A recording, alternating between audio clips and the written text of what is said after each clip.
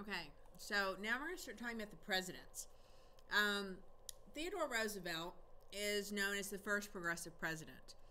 McKinley, when he wins the 1900 election, McKinley's not. He's not a bad guy, not a bad president. He's certainly more moderate. Wouldn't call him a progressive Republican, but he is certainly far more moderate than some of the other ones that they'd had. And so he's definitely more sensitive to working issues, sides with the working man a little bit more, that kind of thing. So he won in 1896 pretty handily. You have the return of prosperity. If you look in my room, I've got a poster that I think Bobby Abraham drew. That's from an actual political poster that he had about the prosperity that McKinley had brought. So in 1900, he runs. He picks a new vice presidential candidate. Part of it is that progressivism was beginning to pick up steam by 1900. So there was a big difference between the progressive elements between 1896 and 1900. And Teddy Roosevelt, and this will make more sense when we do the imperialism lecture, Teddy Roosevelt had participated with the Spanish-American War and had made quite a name for himself. And of course, he'd made a name for himself before that in New York and as a senator for New York State, as being this kind of progressive guy. And so they pick him thinking, okay, well, he will appeal to the progressive elements, and McKinley will appeal to the business kind of more conservative elements. And so we'll have this big, strong Republican ticket. And what's funny is that Marcus Hanna, the political boss that was kind of for the Republican Party, didn't like Teddy Roosevelt and was very kind of nervous about this. And so Teddy Roosevelt takes the vice presidential nomination. He's not super thrilled about it because remember, Teddy Roosevelt's this big, active personality. I mean, this is a guy, Teddy Roosevelt starts off, he's very sickly as a child, has asthma really bad. Overcomes that and becomes, very, very proponent of physical activity, right? Who's always outside, always riding horses, always doing something, chopping wood, you name it. And so he does that. Then he works his way up through politics. His family, I don't want to bore you too much with his family details, but his father had been fairly wealthy, and his parents had really their marriage had really strained during the Civil War because his mother was a diehard Southerner, and his father supported the Union, and so they kind of had some difficulties. He falls in love. He gets married. He starts working in politics. He wins a seat on the New York Senate, or House of Legislature, House of Representatives, something like that, New York State Congress. And so he's got a seat there, and his wife is pregnant, and she'd had a baby, and then she never recovers from it. And so his mother and his wife die on the same day, and he becomes horribly, horribly depressed.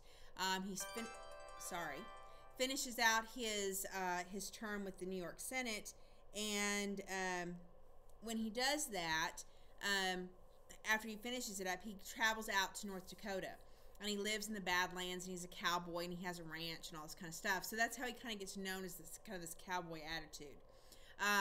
And then when he kind of recovers from all that, he comes back and he starts working. He gets some position in New York City. He gets remarried, has some more kids, and starts doing that kind of stuff, and develops his reputation as a big reformer and standing up to political machines and party bosses and all that kind of stuff. Well, then the Spanish-American War will happen, and at that point he's the Assistant Secretary of the Navy, and he so much wants to be a part of this war. He's like this active American guy. He feels like he hasn't had a chance to prove himself, and so he quits his job with as Assistant Secretary of the Navy and gathers a group of guys kind of like him and kind of becomes a voluntary regiment with the American military, and they're known as Rough Riders, and they travel to Cuba and they fight in the Spanish-American War. They have this battle at San Juan Hill, which is not nearly as dramatic as it sounds, because in a lot of ways he was kind of late to the attack, right? They kind of held them back. They let the black soldiers go first. So it's not quite as perfect as it sounds, but he still gains a lot of fame for it, and he did fight in Cuba. And so this is what gets him this background. So he's this strong, active guy, and very much about challenging political corruption, standing up for what's right, that kind of thing. And so that's why he's brought in as vice presidential candidate. Then McKinley is assassinated in 1901. This guy who's, not mentally stable. This is part of why I feel like Lee Harvey Oswald was just crazy, because historically, that's how it works. The assassins are just unbalanced, right? And so he kills McKinley. And so McKinley dies, and I've been to McKinley's. He has this big kind of like cemetery, like a what do they call it? It's up on a hill, like a mausoleum kind of thing, in Ohio. And it's the whole big deal. And so McKinley dies, and everyone's all shaken up about it. And Teddy Roosevelt becomes president. And Marcus Hanna famously says, "Oh no, now that D Cowboy is now president." And so Teddy Roosevelt comes in, and he's a very strong, active president and believes in a commitment to the public. He'll invite Booker T. Washington to dinner. And of course, this raises a whole lot of flack with Southerners. There's a huge kind of outcry that he invited Booker T. Washington to eat in the White House. And so he kind of backs off of race relations. So you see that Theodore Roosevelt's not a big kind of race relations guy. I think he kind of intended to start out that way, but then the backflash or backblow from Booker T. Washington dinner kind of chases that out of him. He does some other things that are a little bit questionable. The Brownsville raid, he fires those soldiers in the Atlanta race riot. He ignores that. He will win very handily in 1904, and then he will step down, but more on that in a minute. Hello, come on. There we go. There's Teddy Roosevelt as a Rough Rider. This is from the 1900 election. You can see the administration's promises have been kept. It isn't. Oh, come back here. Thank you. The American flag has not been planted in foreign soil to acquire more territory, but for humanity's sake. Crazy. It'll make more sense once we talk about imperialism. But you can see in 1896 how terrible everything was, and now in 1900 everything's perfect, or so they want you to believe. So Teddy Roosevelt's big agenda is called the Square Deal. He believes in fairness between labor and business, fairness between farmers and the people that process the food, with the shipping rates and stuff. And he believes that with proper organization and regularization, we can have growth in all sectors. He has some sympathy with unions. He believes that business owners have treated workers unfairly. And he thinks that if we consolidate correctly, he has this whole big idea of good trusts and bad trusts, right? That some trusts, some consolidations are good, that they encourage development and they make for new technology and they're cutting edge. And so companies like that or organizations like that deserve some protections because they're working for the good of everyone. But a bad trust is a trust that stifles competition, treats its workers badly, and has a bad ripple effect. And so he kind of has this whole concept of good and bad, which is very much you have to investigate every single situation kind of thing. So it's not always as easily said and done, right? He creates this Bureau of Corporations to investigate them, and then if they find a trust to be bad, they will then use the Sherman Antitrust Act to break them up. He will ultimately bring 44 antitrust suits, primarily against Standard Oil. This gets him the reputation as a trust buster. The irony is he really busts fewer trusts than, say, William Howard Taft or Woodrow Wilson does. So he's actually less heavy-handed. He just talks about it a lot. And this whole concept of evaluating good trust versus bad trust, he's the first one to do it, and it shakes everybody up. And plus he comes out kind of in favor for unions and basically tells owners, yeah, you need to treat your workers better. You need to pay them better, right? And I think I mentioned this the other day. Henry Ford stumbles across this concept where if you pay your workers better and they can buy the products you make, then that's good for everybody, right? So TR is kind of like that. He has lots of other regulation. He strengthens the Interstate Commerce Commission. He begins to allow for the regulation of railroad rates, most notably the Pure Food and Drug Act in 1906, where we regulate our food supply thanks to Upton Sinclair. and the jungle and how awful the food was. The 1902 Reclamation Act and National Forest Service, early environmentalism.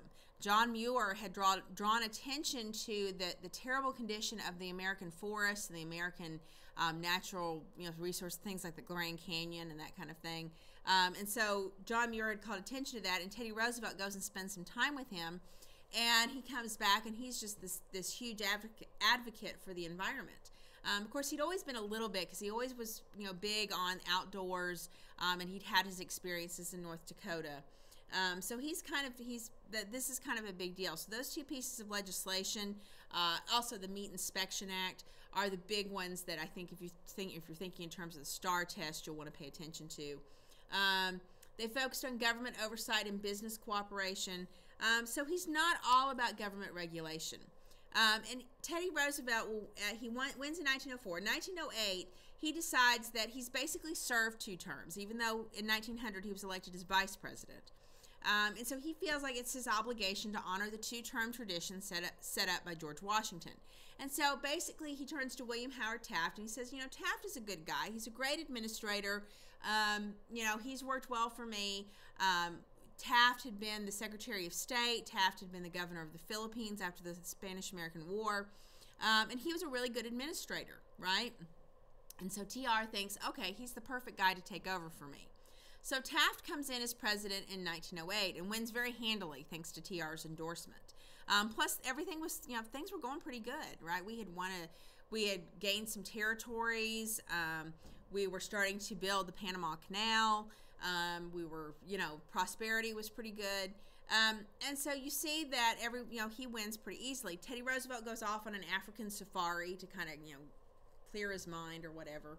And Taft comes in. Now, Taft was always very uncomfortable with politics. He was a judge and a lawyer. That's what he was most comfortable with, was looking at the law and determining its rightness or wrongness. And so Taft is not kind of this strong president. He's not the strong personality that Teddy Roosevelt is. Teddy Roosevelt would huff and he'd puff and he'd talk real big, and he'd kind of spook Congress or businesses into doing what he wanted because he just knew how to convey his message that well. Taft is nothing like this. And Taft can't get Congress to fall in line, and Taft is not that kind of confrontational guy. He's a cooperative guy. And so he cooperates with Congress, particularly on tariffs.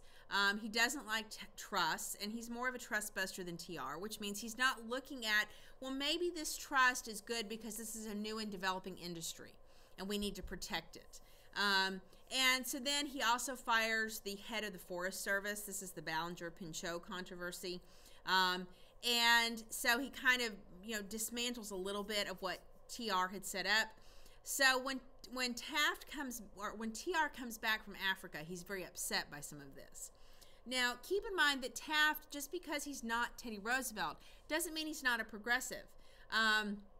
He doesn't like trusts. He believes in safety standards. He wants to regulate child labor. He actually advocates for the graduated income tax, holler to the populace, right? And most of the groundwork for passing the 16th Amendment will happen during his presidency. It doesn't get officially put into the Constitution until Woodrow Wilson's president, but most of the work had been done under Taft.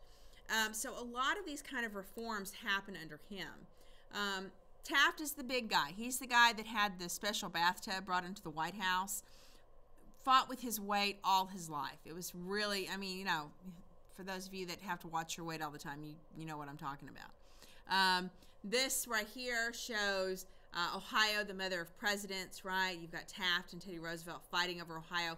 This speaks to the fact that when Teddy Roosevelt comes back about 1910, he's very upset with Taft and how he's been running things. And he begins to be very loudly critical of Taft and his presidency. So that by the time you get to the 1912 election, Teddy Roosevelt's challenging Taft for the Republican nomination. So Teddy Roosevelt's upset with Taft's lack of firmness with Congress, sets up the Progressive Bull Moose Party. You're going to see this happens. He sets up the Bull Moose Party, the Progressive Party, because he doesn't get the Republican nomination.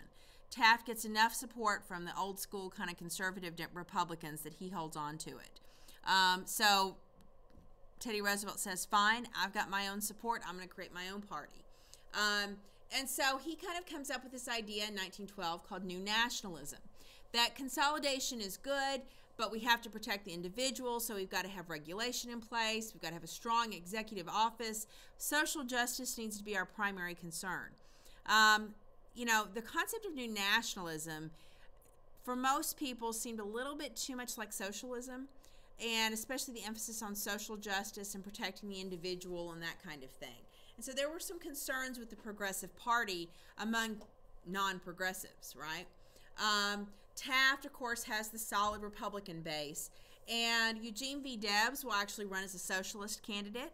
So we actually have 4 parties running. Woodrow Wilson will be the Democratic candidate. And the Democratic candidate, you know, he has his own concept, and really the election is going to be between Wilson and Roosevelt. Roosevelt pulls enough votes away from Taft that Taft is not a significant threat. And really what happens is that Taft and Roosevelt split the Republican vote so that Wilson ends up with the most votes. So it's really kind of not fair. I don't know that the country really wanted a Democratic president, but because what they really wanted, I think, was you know, Roosevelt and Taft to be together. So you have Wilson winning very easily. And keep in mind that all of these candidates in 1912 are progressives. These are progressive candidates that have ideas about how government should interact with the economy, how government should interact with the individual. If we were to take a modern political spectrum and look at these progressive candidates, we would consider them all very liberal. Debs, of course, you know, crazy radical liberal. Taft only being kind of moderate, with Roosevelt and Wilson being between those two. So to kind of give you a concept for how much more conservative our country has become, you know, if you realize that 2 of these guys are Republicans and one of them is kind of a Southern Democrat, it gives you a sense for just how conservative we are. This cartoon shows us anti-third term principle, that people kind of questioned Roosevelt running for a 3rd term. Some people did. Wilson's plan was called New Freedom. He believed consolidation was bad, that businesses, unions, or government, too much of any one large group was bad. We needed to limit government power, protect the individual, that unions, you know, squash the owner's power, that big trusts and monopolies squash the individual businessman. And so he was against all of that. He wanted to keep competition fair for everybody, but the government wasn't supposed to have anything to do with that. How is that going to work? How are you going to make sure everything's fair but not have a big government? So he wants to limit regulation, and he wants to see, you know, if he can keep the government from getting so big. But notice my question: how can fair competition be preserved if government is small? How can government bust up trusts if it is small? Woodrow Wilson was a history and political science professor. He was a Southerner. Literally, he said, God ordained that I should be the next president of the United States. Yes, he was a bit full of himself. He was full of big, grand statements. We will make the world safe for democracy, and we will fight to ensure the right of every man to have a say in his government. All while you have blacks being, you know, being segregated and not being allowed to vote, and you have women not being able to vote. So there's lots of contrast with Wilson. He's not my favorite president by any stretch of the imagination. And he takes very much kind of this prime minister approach, that he directs his party, molds legislation, and kind of provides this kind of public model of how things should be. And so this was kind of his kind of MO of operating. His new freedom and reform. He lowers tariffs because he wanted to strengthen competition. We'll have the 16th Amendment passed to compensate for the loss of tariffs, right? Because if we're not going to collect tariffs, we got to collect taxes. Then he's going to have the Federal Reserve Act. We're going to start to regulate the banking system, kind of not quite the way the populists wanted to do it, but in a similar fashion, where we have 12 regional banks and a board that creates credit and money supply through interest rates. where the Federal Reserve loans money to the banks for the banks to loan to individuals. And so in that sense, he's trying to regulate the money supply beyond just relying on the gold standard. We'll see he'll create the Federal Trade Commission in 1913 to enforce fair competition. In 1914, he'll pass another antitrust act to kind of help drive out some of the other aspects of monopolies and corporate practices. So you have him kind of creating these policies. Now, we'll see that Wilson actually will begin to file fewer antitrust lawsuits because you start to see the impact of antitrust regulation starting to get businesses to not formulate like that. Of course, keep in mind, his whole premise was new freedom. So did any of that have anything to do with small government? I would suggest to you that no. That in fact, while he campaigned on the promise of new freedom and small government, he does the exact opposite when he comes into office. Wilson worked with conservative business interests. And, you know, he does kind of, you know, there's lots of demands for more reform during his presidency from 1914 to 1920. And so, you know, he reluctantly gets forced into passing some reforms like the 8-hour workday, low-interest farm loans, trying to end child labor.